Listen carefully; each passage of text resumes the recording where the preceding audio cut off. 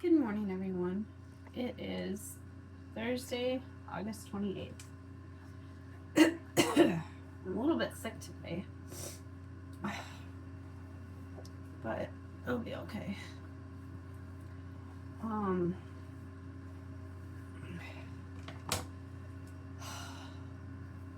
Things are going pretty well. Robbie's adjusting to being home. He's still in his army group chat thing, and so it's a little odd for him seeing the goings-ons that he'd be doing if he was still in Germany while being home. He's like, it's so strange. He's like, he's happy to be home, but you know, part of him misses the life that he's had for the last year, which is completely understandable, you know.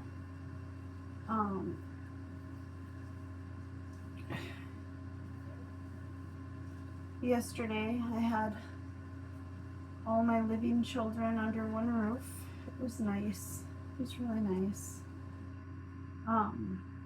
Dylan had to go back home though. He lives about 30 minutes away. He starts his job again. He works at the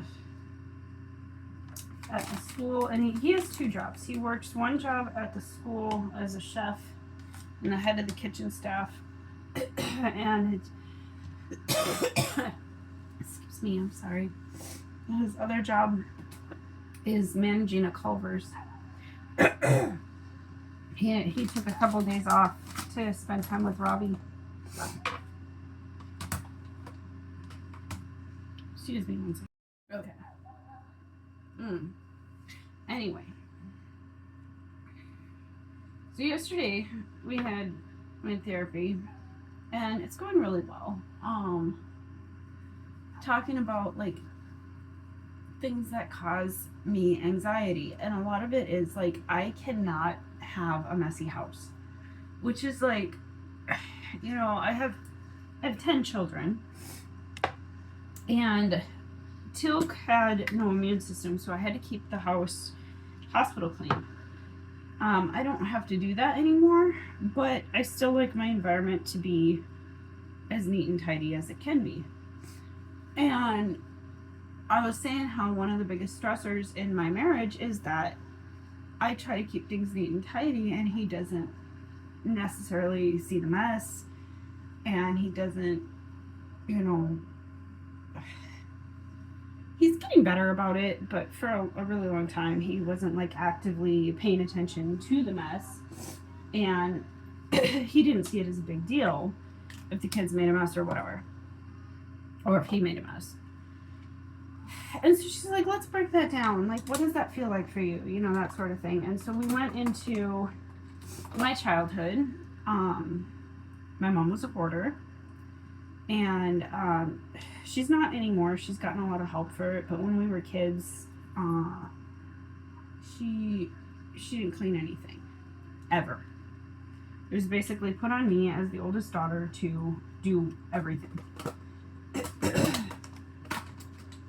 And I felt severely neglected as a child, and so I vowed to never do that to my kids. So while I do give my kids chores, I have a hard time giving them a lot of work. So I give them like one chore a day, sometimes two small chores or something. Like if it's like take out the trash or whatever, then I'll, you know, have them help with something else or whatever. But for the most part, I try to do the majority of it so that they don't ever feel like too much of a burden is put on them. Because when I was a kid, I had to do all of it. I need to order some more of this. I'm almost out of this white one. This is like, it broke off yesterday. I don't know if I have any more. These white ones, not in there.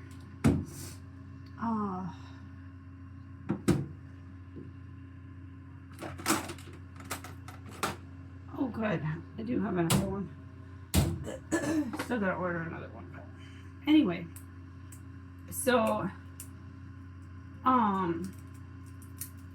And then add to that, my husband's family was extremely judgmental towards me. We'll say it that way. They had it in their head that I was less than and that I couldn't possibly be a good mom and that I was terrible at housekeeping, even though I wasn't. But they decided to try to convince me that I was. And so what they would do is his family had absolutely no boundaries. And my husband did not stand up to them. I don't know if he just didn't know how or he didn't know that it wasn't normal. And his family, from the time we got married, would just walk right into our house. His aunts, his uncles, his grandparents, his mother, his father, they would just walk right in. I would lock the door and they would stand outside repeatedly, just banging on the door and screaming about, like, demanding entry. And it would give me hella anxiety. And then to make it worse, because he thought it was normal for families to do that, he would get mad at me if I locked the door and didn't, like, immediately let them come in or let them walk into our house. So it always caused problems between him and me. And what they would do was come over at the worst times, and if there was dishes in the sink or anything, they would just, like, oh my gosh, you're a terrible housekeeper, you're a bad mom, play to my insecurities, because they knew, because I previously had thought that my mother-in-law was my friend. When my husband and I were dating, I thought she was my friend, and I had told her about my childhood, so she knew this was something that made me feel insecure, so she went after it. And you know, I always felt like I was having to prove myself, and it was horrible. So anyway, so my therapist asked me, she's like, why can't you go to sleep when the house is not perfectly clean? And I said, because it gives me anxiety. And she says, well, what are you worried about? Do you really think somebody's gonna just, like, burst into your house and start judging you for having kids' toys on the floor or unfinished laundry or something? And I'm like, yeah, actually. And she's like, well, that's a silly thing to be worried about. Nobody does that. Except that's exactly what happened. For years, I would say about the first 10 years that we were married, and I did everything I could to try to protect myself from these people just bursting into my house. I found out they were allergic to cats, so I got cats. I got a dog that would bark incessantly anytime somebody came to my door. That way, at least I had some warning. Now, most of my husband's family we don't speak to anymore. He finally realized how toxic they were after they really screwed us over several times, because he trusted them and it didn't work out. And, like, I knew bad things were going to happen, and I was like, I don't trust them, I don't want to deal with this. But he was like, oh, it's my family, they won't do that to me. And then they did. But I always stood up to them, which always caused a rift between him and me, because he didn't stand up to them. And he was just like, just do what they want so that they'll accept you. And, like, I don't know, I tried that. It didn't work. They were always moving the bar. It was always something.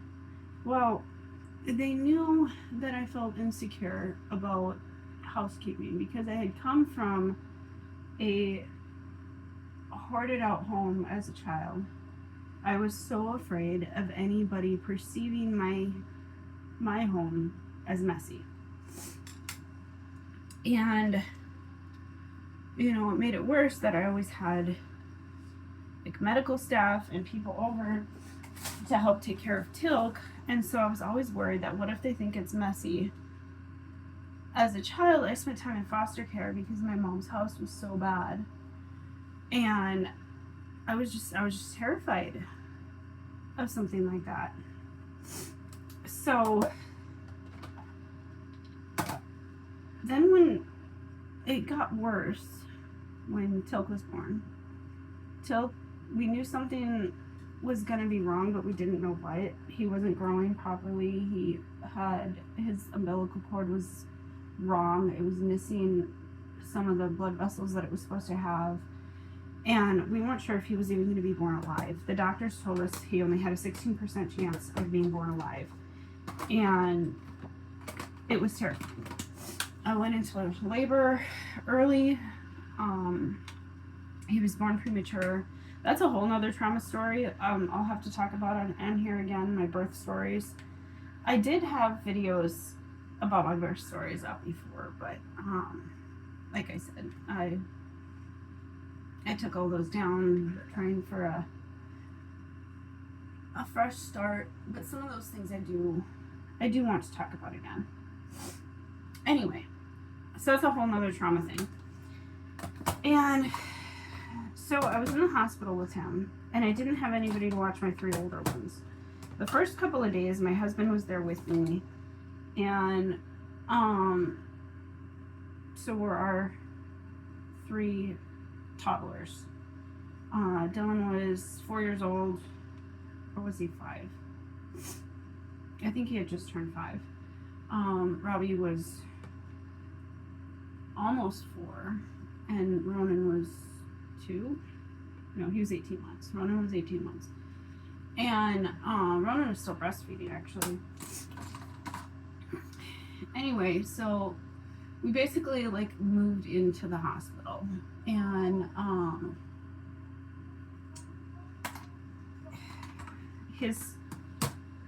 my husband's sister and his mom said that they would take care of our dog. And the dog that we'd actually gotten from sister-in-law, it had some sort of medical issue where anytime it would eat, if it ate too fast, it would then throw up. So you had to be really careful how you fed her. And she knew this, and what she decided to do was put out a bunch of dog food, leave the dog loose in my house for 3 days, and the dog absolutely destroyed the house. The dog was English Mastiff mix, and so it was huge. So it did a lot of damage. It ate one of my kids' mattresses, pooped all over the place, puked all over the place. Then you know what she did? She came in with my husband's aunt and a lady from the church we went to, and they took pictures. They took pictures, spread it around town, told everybody this is how they're living, and then they came to the hospital and threatened me. Threatened to blackmail me, threatened to have my kids taken. I didn't know that they couldn't. I had my kids at the hospital with me during this whole time, mind you. And so they threatened me, and I was terrified. I didn't know what to do. So basically, I submitted to them. I did what they wanted. They wanted free access to my home at all hours to check and make sure. And see, they told me that they had authority to do this, that they were working with social services. They were not. And they did not have any authority to do that. But this church I was going to, the pastor's wife organized having people come over to my house at random hours to check on me. So here I was. I had a very sick newborn and 3 toddlers. We were in the hospital for a little over 3 weeks. And when we came home, I had all these random people showing up at my door demanding to be let into my house. And because at the time I really didn't know anything about how social services works or anything, I believed that they could. I had no idea that that's not how it works. They weren't with social services or anything. I didn't know any of that. So I just did what I was told. And at the same time, I had 3 therapists and a nurse coming out from the county actually to help me adjust to all of Tilk's special needs, learn how to take care of his equipment. I had to put a feeding tube down his nose every day. It was, it was a lot. There was a lot going on. So, the cars from the people that actually did work for social services that were there at my request to help me learn how to take care of Tilk were marked as social services cars. So that only fueled the rumors, And so the rumors would get back to me. People thought that I was under some sort of investigation, and I wasn't. I never was. But I didn't know that. You guys, this went on for 9 months. 9 months of random people from the church, my in-laws and their friends, just showing up, walking into my house, and judging me. Here's the part that I find a little bit funny now. Every one of those people was actually paying one of the ladies from the church who owns a cleaning service to clean their houses. And the entire thing was based around my sister-in-law wanting me to make me look bad, and this other lady wanting me to pay her cleaning service, which I could not afford. So here I was with 3 toddlers and a sick baby, and my husband was working 2 jobs at the time.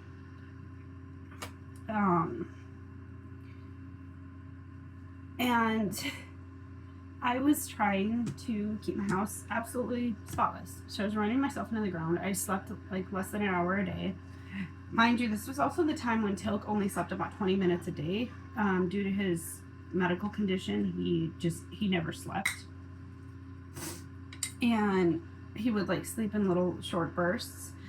And then when he was sleeping, he was hooked up to all these machines and stuff, so the machines would be going off. So I wasn't sleeping. And it got really bad, It was really, really difficult. But I somehow survived it. Anyway, so this goes on for 9 months. One day, we're having a team meeting for Tilk's like therapists and stuff, and they're here at my house, and I just started crying, and they're like, "What's wrong?" And I was like, "I can't handle this." Like, I asked them if I was under any sort of investigation. They're like, "No, we love coming here." You're like, I get this one stupid really long hair on my neck. Trying to get it. Anyway, they were like, "No, we love working with you. You're a great mom. Your house is always clean. You're always so kind. You always have like cookies put out for us and everything." Because I did. I was like baking cookies and stuff and everything. "Your kids are amazing. I don't know how you keep it all together." And I was like, "Really?" So I told them what was going on, and they were like, "Yeah, they don't have the authority to do that." And then they asked who was doing that to me, and when I said their names, they're like, "Oh, honey, you don't have to worry about them at all." And because several of these people had a bad reputation already. But of course, me being new to the area, didn't really know that. Anyway, I was like, "Really?" And they're like, "Yeah, you can tell them to leave you alone. Like, none of that is real. They're just screwing with your head." So later that day, so this made me feel hella confident, I'll tell you what. And so later that day, sister-in-law came over, and she started her usual spiel, and I was like, "Get out." And she's like, starts threatening me, and I was like, "No, get out." And she's like, "What do you mean?" She's like, "I'm gonna call on you." And I was like, "Go for it." And I dialed in the number. I'm like, "Hit send. Go for it." She backed down. She didn't bother me in that way again. Neither did most of the people from the church. But those rumors circulated for years, and it made it very difficult to make friends in this tiny little town. That, coupled with another rumor that were started by the same people, where they said that I was putting breast milk in my baked goods, because like everybody loved my cookies and cupcakes and stuff, and so they decided to tell people that I was putting breast milk in it. I wasn't. but that's what they told people. So then all of a sudden people were like, I don't want your baked goods, and they throw it away right in front of me, and nobody told me why. One of the things about moving to a very tiny town is sometimes they're very cliquey, and it's very hard to establish yourself in some of these small towns. Which is why whenever somebody new comes to town, I'm kind of like, I seek them out and I'm like, welcome to our town, let's be friends, that sort of thing. Things have gotten a lot better, a whole lot better. Most of those people that cause so many problems don't have the sphere of influence they used to. People have figured out who they really are and what they're really up to. But anyway, so back to my original point, I was, in therapy, and my therapist is like, so why do you have so much anxiety about like this crazy sounding thing where if somebody just randomly comes into your house and you have dishes in the sink or laundry on the floor or something? And I'm like, because it happened. For 10 years, it happened. I mean, the thing with Tilk was like, that was the peak of it. That was the worst part when Tilk was a baby for about 9 months. But even after that, his parents would just walk into my house. I changed the locks several times. They would come over during the day when, like, if I had the kids outside or something, obviously my door wasn't locked, and they would just walk right in all the time. And it was very stressful. He didn't see anything wrong with it because that's how he grew up. Their whole family did that. He would also walk right into any of his family members' houses. That's just how they did things. And I was like, this isn't normal. But of course, they would tell me, well, you grew up in a bad situation, so you don't know what normal is. And let me tell you what, sometimes when you grow up in a bad situation, you really have no frame of reference for what is and isn't abusive. So his family basically like emotionally abused me for years and years and years. And I didn't have the ability to understand where the line was. So it was hard. It was really hard. And this is like something that still causes me like pretty severe anxiety. Like it's one of the reasons why I overfunction so much. And she said, well, you no longer have a reason to keep your hospital clean. You don't have to bleach your floors every day. You don't have to run yourself into the ground like this. It's okay to let things go. It's okay to have a couple loads of clean laundry that you haven't put away. It's okay to leave the dishes in the sink overnight. You don't have to stay up for 2 hours to wait for the dishwasher to finish running. Like, it's okay to rest. And I was like, really? Is it really okay?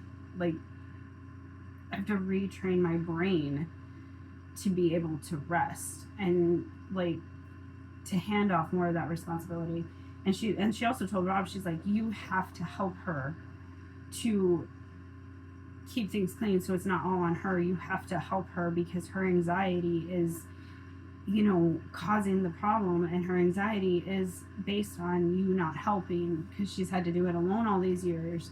And he has been helping more. He really has, to his credit. And I know it's hard when he's spent most of his life not having to be responsible for those things. Or believing he didn't have to be, because also in his family, the men didn't do chores. Which is not something I knew before we got married, because like, I've said it before, when we were dating, his apartment was clean. I thought that he had it all together, and I didn't find out until 6 months after we got married that it was actually his mom that was cleaning his apartment. She would drive literally an hour and a half to his place and clean the apartment before I came over to make it look like he was cleaning up after himself. I was like, that's messed up. But yeah, that's it's weird because after therapy, after talking about all of that, and maybe it's because it's talking to a new person, because I have had a therapist for myself for years, but it was a long distance therapy. This one's in person. Maybe that's why it's so different and why I feel so much anxiety afterwards. But it was good. It was good to get that all out, Anyway, I'm going to sign off for now. You guys have a great day.